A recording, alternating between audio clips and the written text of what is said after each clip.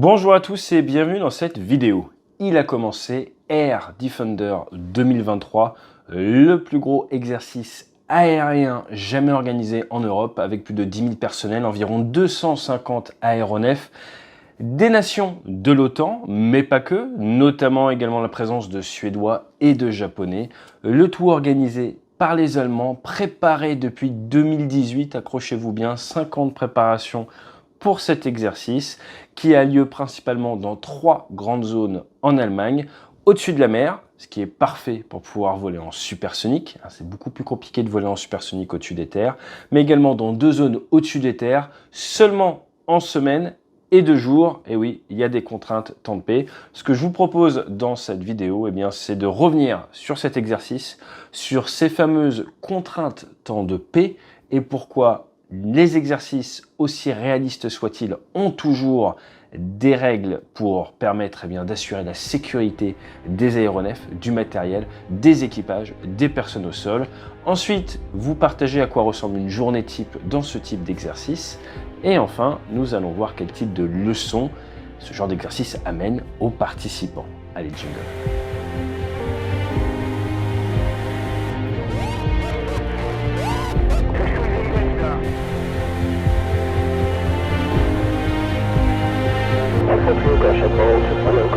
Roger ball.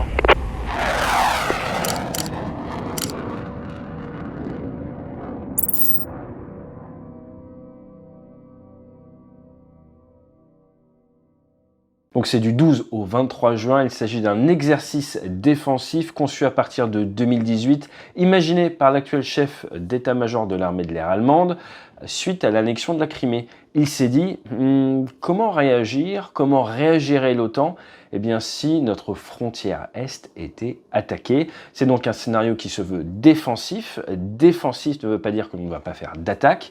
Et qu'est-ce qui me fait dire ça? Il y a par exemple la participation d'A10. Les A10 font de l'attaque au sol. Et pour défendre, parfois, vous êtes obligé d'attaquer. Nous allons voir le type d'exercice justement qui peut être mis en œuvre pour tout ça.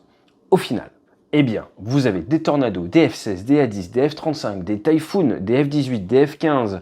Vous avez également de l'A400M, vous avez du Gripen, vous avez du Rafale un petit peu également, même du B-1, les gros bombardiers américains. Et tout ça va travailler ensemble avec beaucoup d'aéronefs américains de la Air National Guard qui arrivent d'à peu près tous les États. Vous allez donc avoir cette capacité de regrouper du personnel, de créer du lien, de créer de l'interaction entre ces personnels. Ils vont apprendre à se découvrir car l'interculturel est extrêmement important pour travailler ensemble, tout comme bien s'exprimer dans le langage aéronautique qu'est l'anglais, même si j'ai envie de dire, la plupart des pays qui utilisent des avions de chasse de fabrication américaine ont souvent la formation aux États-Unis, ce qui rend l'acculturation, mais également l'anglais aéronautique beaucoup plus interopérable. Toujours est-il, dans cet exercice, il va falloir faire du combat aérien, mais également de la protection de points, ce que l'on appelle de la point defense. Et c'est notamment le port de Rostock qui devra être protégé de navires, mais également protégé d'avions. Avions qui pourront arriver du nord ou qui pourront arriver de l'est. Les altitudes retenues pour cet exercice annoncées sont entre 2500 mètres et 15 000 mètres d'altitude, 50 000 pieds. Certaines zones vont être interdites de pénétration aux avions de ligne, ce qui va donc permettre aux militaires de s'entraîner dans des espaces aériens réservés, ce qui est indispensable pour la sécurité des vols, car la grosse problématique quand vous mettez autant de ferraille en l'air, c'est la déconfliction, c'est la sécurité. Et c'est pour ça que chaque exercice a ses règles d'entraînement, chaque exercice a ses règles d'engagement également. Commençons un petit peu par les règles d'entraînement. Les règles d'entraînement, c'est par exemple dire que dans une bulle de 150 mètres autour de votre aéronef, il ne faut personne. C'est également dire, par exemple, si 2 avions de chasse se font face, qu'il est interdit de simuler une passe canon avant. Alors nous sommes d'accord que temps de guerre, vous allez pouvoir la faire cette passe canon avant. Mais temps d'entraînement, si vous vous entraînez à faire cette passe canon avant, il y a de grandes chances que ça finisse en collision. C'est là toutes les limites de l'entraînement réel et c'est également pour ça que l'on a des simulateurs de vol. Au simulateur, vous pouvez vous entraîner et vous devez vous entraîner à utiliser votre aéronef et son système d'armes dans 100% de son domaine d'emploi. Quand vous êtes en l'air, forcément, l'objectif numéro 1 étant la sécurité, pour une raison très simple. Si lors de cet exercice, 10% des aéronefs se percutent, vous perdez environ 20 à 25 chasseurs. Je vous rappelle que pendant la guerre froide, il est arrivé à l'armée de l'air française de perdre plus de 20 avions de chasse en un an. À partir de là, qu'est-ce qui est affecté? Eh bien, tout simplement vos capacités de défense. Donc en tant que militaire, vous avez cette dichotomie qui est de vous entraîner de la manière la plus réaliste possible, tout en préservant la sauvegarde du personnel, du matériel et des populations au sol que vous devez in fine servir. Il y a donc de multiples règles et plus l'exercice est dense, plus l'exercice est gros, plus ces règles de sécurité sont présentes. Imaginez avoir 200 aéronefs qui décollent de 5 à 6 aéroports, il va y avoir énormément de monde en l'air et il faut donc séparer en tranches d'altitude, donner des altitudes sanctuaires à chacun des aéronefs. Bref, juste d'un point de vue admin, comme on dit, c'est déjà assez complexe comme ça et c'est déjà un petit challenge en soi que de mettre autant d'aéronefs en l'air avec autant de nationalités, autant de types d'aéronefs différents, autant de cultures différentes. Un autre exemple de temps de paix, c'est ce que je vous disais en introduction, l'interdiction de faire du supersonique au-dessus de la Terre. Alors dans certains cas, vous avez le droit, mais tout ce qui est basse altitude, vous pouvez oublier, sinon la population ne va pas être très contente. Donc là, encore une fois, ça vient limiter vos capacités et ça peut également amener vers des mauvais réflexes d'entraînement où vous avez un avion d'attaque au sol qui, par exemple, va faire du Mach 0,8. S'il est poursuivi par un avion de chasse RR pur qui, on va dire, fait du Mach 2, eh bien, si vous êtes au-dessus de la Terre et que cet avion de chasse n'a pas le droit de faire du Mach 2 mais ne fera que du Mach 1, eh bien, il va le remonter à environ 2 nautiques par minute, là où dans la vraie vie, il le remonterait de 12 nautiques par minute. Ça va donc changer la géométrie et ça peut changer certaines des leçons.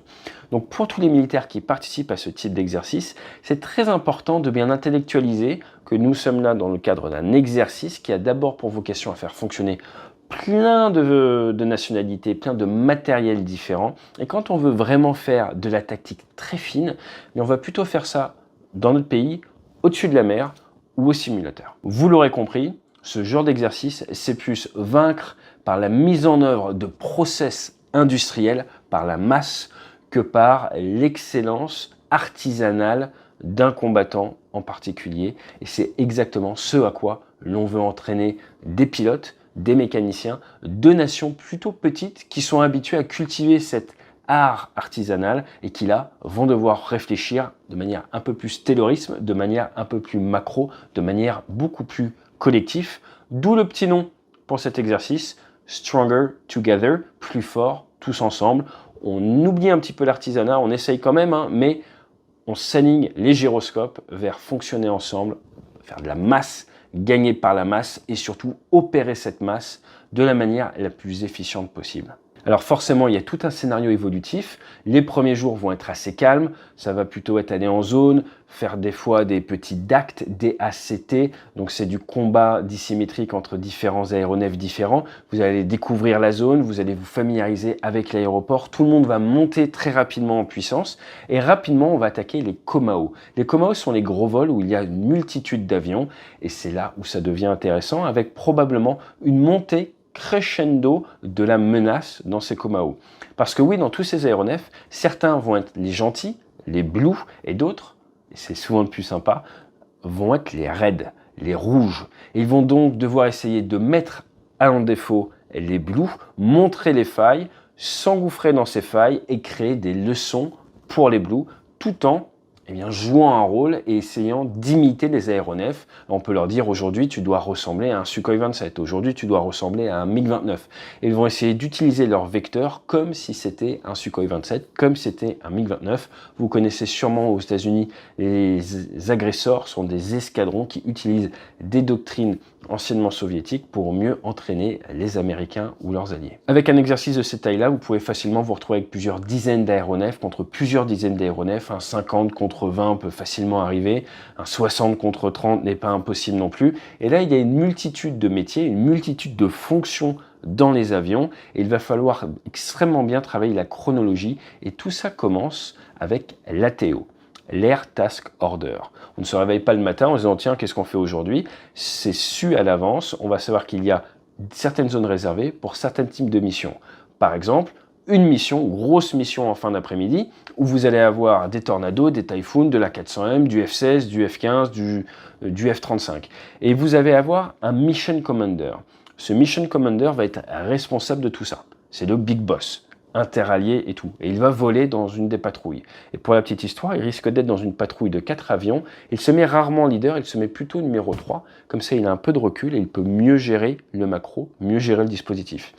Il va falloir alors créer une mission en quelques heures seulement, tasquer certains experts de l'attaque au sol pour traiter des cibles au sol, et si c'est défensif, peut-être essayer d'arrêter une colonne de chars, des A-10, des Tornados, pourquoi pas des Typhoon équipés en air-sol, et avoir également des experts de la défense aérienne, les F-15, pourquoi pas des F-16, qui peuvent également supprimer des menaces solaires, du F-35, qui eux vont devoir, dans un premier temps, faire de la sweep, balayer la zone, nettoyer la zone, la sanitiser, la stériliser pour permettre derrière à nos avions d'attaque au sol d'appuyer les troupes au sol. Donc vous avez généralement une première arrivée avec le balayage, la sweep, des avions qui arrivent haut, fort, avec beaucoup d'énergie, qui vont essayer de repousser. On n'est pas obligé de les détruire, on veut repousser et maintenir à distance la menace aérienne adverse. Pourquoi pas traiter les sites solaires également? Je suis sûr qu'ils travaillent beaucoup dans cet exercice au vu des menaces que l'on a pu détecter en Ukraine. Et à partir de là, derrière, vous protégez la zone, vous créez une bulle qui va permettre aux A-10, aux Tornados, aux Typhoon qui veulent faire de l'attaque au sol, aux F-16, de travailler, d'appuyer les troupes au sol, d'atteindre l'état final recherché, de passer une colonne, de rendre inutilisable une force adverse. Et ensuite, derrière, on rétrograde, on ramène tout le package à la maison en toute sécurité. Si nous sommes loin, il faut également gérer les ravitaillements en vol et on peut également se retrouver pendant ces exercices-là à devoir récupérer des pilotes éjectés. Et c'est là où les hélicoptères, pourquoi pas l'AESA 400M, peuvent rentrer et c'est alors du CSAR, Combat Search and Rescue.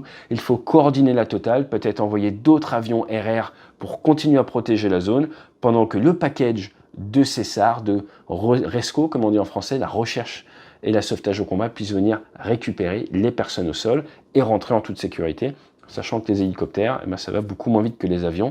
Il faut donc rester longtemps, gérer les tankers, bref, c'est un métier. Donc vous, en tant que pilote, vous arrivez le matin, vous savez que vous êtes affecté à un vol, vous allez avec votre leader et votre patrouille au grand briefing. Dans le grand briefing, on va vous expliquer l'état final recherché, le gros objectif, la situation stratégique et tactique du jour. Ensuite, on va vous présenter la météo, les zones, les contraintes particulières, les objectifs d'entraînement, les règles d'entraînement, les règles d'engagement. Donc, ce que le politique fictif dans l'exercice vous autorise à faire et à pas faire. Est-ce que vous avez le droit de traverser en territoire ennemi? Est-ce que vous avez le droit de tirer au travers de la ligne de front? Est-ce que vous n'avez pas le droit? Est-ce qu'un avion qui vous fonce dessus mais vous n'arrivez pas à savoir ce qu'il fait, vous avez le droit de l'engager? Est-ce que tout ce que vous détectez, vous pouvez l'abattre? C'est rarement le cas. Qu'est-ce que l'on fait s'il y a un avion civil? Ce genre de choses, tout ça est bien briefé. Et ensuite, derrière, vous êtes parti pour 2 à 3 heures de préparation minimum, où vous allez vous retrouver responsabilisé avec un silo, si je puis dire. On va vous dire, prépare le pétrole pour la patrouille de Rafale, gère qui doit taper quoi au niveau de ces objectifs-là pour la patrouille de Rafale, propose un plan pour nettoyer, justement, pour faire la sweep dans la zone qui devra être validée par le big boss. Ce genre de petites choses. Une fois que vous avez fini toute votre préparation, vous allez derrière donner toutes les datas, toutes les informations à un PMIS, préparateur de mission, qui va rentrer tout ça dans votre système. Et pendant ce temps-là, il va y avoir le mass brief. Donc là, le mission commander prend la parole, va expliquer l'idée globale, va raligner tous les gyroscopes, parce que jusque-là, tout le monde réfléchissait et travaillait sur sa ligne d'eau, sur son type d'avion, sur sa mission.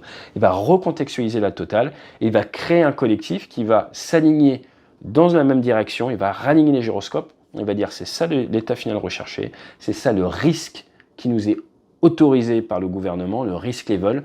On ne veut pas de perte, on veut un petit peu de perte, il faut à tout prix faire la mission, peut-être contre un raid nucléaire, ce genre de choses. Et à partir de là, il va donner la parole à des spécialistes. Spécialistes du contrôle aérien, voilà comment on part, comment on revient. Spécialistes de la météo, attendez-vous à telle météo. Spécialistes des défenses aériennes, vous allez traverser des zones de défense aérienne alliées, voilà la procédure pour le faire. Spécialistes également du matériel adverse, des officiers renseignements qui vont vous expliquer la menace en face et comment défiter, comment éviter cette menace. Et ensuite, vous aurez des spécialistes du plan de navigation, du plan d'attente, du plan de ravitaillement, du plan d'attaque, et qui vont passer les uns après les autres et qui, en quelques minutes seulement, vont vous expliquer l'idée macro.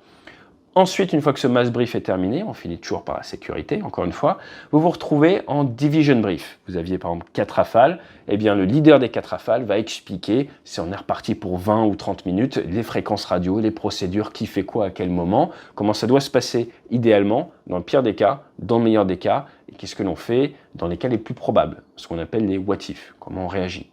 Ensuite, il reste encore un briefing derrière. C'est parti, 2 plus 2. Et là, l'idée, c'est quoi? C'est ce qu'on appelle un section brief. Ça va juste durer quelques minutes. Pourquoi? Parce que dans une patrouille de 4, vous avez le leader, vous avez son équipier, vous avez le 3, qui est également sous-chef de patrouille, qui est responsable du 4. Et peut-être, surtout si c'est de l'RR, on va se séparer en 2 plus 2 ou même en air sol. Et il faut donc que le leader, le numéro 3, prenne bien le lead et, si je puis dire, se mettre d'accord avec le numéro 4, qui soit, encore une fois, parfaitement aligné. Donc on s'aligne au niveau des 60 équipages, ensuite au niveau des 4, à l'intérieur de la patrouille, et ensuite par paire, 2 plus 2. On finit par la sécurité, on va s'équiper, on va aux avions, on signe. Là, les mécanos, ils sont au taquet, ils sont là pour ça, ils veulent à 100% de disponibilité, ils ont travaillé toute la nuit s'il faut. Les avions sont prêts, vous mettez en route, mais vous avez un peu de temps au cas où il y a un souci, que vous deviez prendre un spare, il ne s'agirait pas qu'il n'y ait que 3 rafales qui partent. Et hop là, vous êtes en route, vous roulez, vous décollez, ça part. On essaye de rester tous les 4 ensemble pour que ça soit un seul plot radar à gérer par le contrôle aérien. Comme ça, vous avez des patrouilles de 4 plutôt que 4 mobiles.